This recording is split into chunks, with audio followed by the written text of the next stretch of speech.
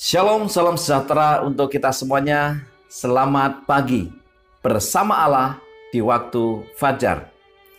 Renungan pagi kita hari ini, Rabu 19 Oktober 2022 dengan judul Pekerjaan Kristus adalah pekerjaan kita.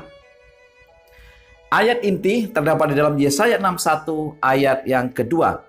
Untuk memberitakan tahun rahmat Tuhan dan hari pembalasan Allah kita, untuk menghibur semua orang berkabung. Saudara-saudara yang dikasihi Tuhan, pagi ini kembali saya memberikan 3 poin penting untuk kita renungkan bersama-sama. Poin yang pertama, Dia datang ke dunia ini sebagai pelayan yang tidak kenal lelah untuk melayani kebutuhan manusia. Mari kita lihat kutipannya. Teladan Juru Selamat hendaknya mengilhami kita untuk mengerahkan upaya yang sungguh-sungguh dan rela berkorban demi kebaikan orang lain. Dia datang ke dunia ini sebagai pelayan yang tidak kenal lelah untuk melayani kebutuhan manusia.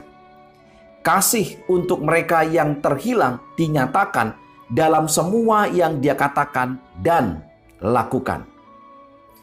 Dia membungkus keilahiannya dengan kemanusiaan, agar Dia dapat berdiri di antara manusia sebagai salah satu dari mereka yang ikut serta dalam kemiskinan dan kesedihan mereka. Betapa sibuknya kehidupan yang Dia jalani. Hari demi hari, Dia mungkin terlihat memasuki tempat tinggal yang sederhana dan penuh kesedihan, mengucapkan harapan kepada mereka yang terbuang dan kedamaian bagi mereka yang tertekan. Saudara-saudara yang dikasihi Tuhan, jelas dikatakan di sana bahwa Allah sangat tekun. Dia sungguh-sungguh di dalam pelayanan ini. Bahkan dikatakan tidak kenal lelah. Kenapa? Karena kecintaannya terhadap jiwa-jiwa. Jiwa-jiwa yang terhilang ini rindu untuk Dia selamatkan. Karena sejatinya Ia menginginkan keselamatan semua orang. Jadi poin yang pertama ini menggambarkan bagaimana Ia datang ke dunia ini untuk menjadi pelayan yang tidak kenal lelah. Poin yang kedua, tidak ada yang datang kepadanya lalu kembali tanpa mendapat bantuan. Dia membawa harapan dan kegembiraan untuk semua orang. Inilah pekerjaan yang Dia minta agar dilakukan umatnya hari ini. Rendah hati, murah hati, lemah lembut, dan berbelas kasihan. Dia pergi melakukan kebaikan, mengangkat yang tertekan, dan menghibur yang berduka. Tidak ada yang datang kepadanya lalu kembali tanpa mendapat bantuan. Dia membawa harapan dan kegembiraan untuk semua orang. Saudara-saudara yang dikasihi Tuhan, satu tanggung jawab yang luar biasa, satu tindakan yang sangat luar biasa, bahkan satu rasa empati simpati yang sangat dalam. Setiap orang yang datang kepadanya dipastikan akan mendapatkan bantuan, dipastikan akan mendapatkan harapan. Dan itu juga yang diharapkan kepada murid-muridnya, para pengikutnya. Jadi jangan biarkan orang datang kepada kita lalu pulang atau meninggalkan kita dengan kekecewaan.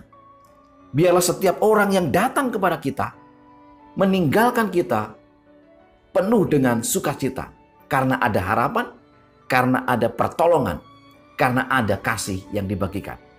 Oleh sebab itu, murid-muridnya atau umat-umatnya harus mempraktekkan roh, kerendahan hati, kelemah lembutan, berbelas kasihan. Dan inilah yang akan kita nyatakan kepada dunia. Poin yang ketiga, dalam pelayanan kita tidak boleh ada ketidakpedulian, tidak ada keegoisan. Testimonies jilid 7 halaman 221-222 mengatakan, dalam pelayanan kita tidak boleh ada ketidakpedulian, tidak ada keegoisan. Setiap penyimpangan dari penyangkalan diri dan mengabaikan usaha yang sungguh-sungguh menandakan bahwa telah begitu banyak kekuatan yang diberikan kepada musuh. Apa artinya? Kita harus peduli. Kita tidak boleh cuek. Kita tidak boleh egois. Yang kita pikirkan haruslah adalah orang-orang yang membutuhkan pertolongan kita. Orang-orang lain. Orang yang egois adalah orang yang memikirkan dirinya sendiri. Bahkan kalau boleh, dia sukses-sukses sendiri, dia selamat-selamat sendiri. Tetapi ini tidak berlaku bagi hukum kekristenan. Karena Yesus memberikan keteladanan bahwa Yesus sangat peduli kepada orang lain. Bahkan ia rela berkorban untuk orang lain. Dan usaha ini harus sungguh-sungguh.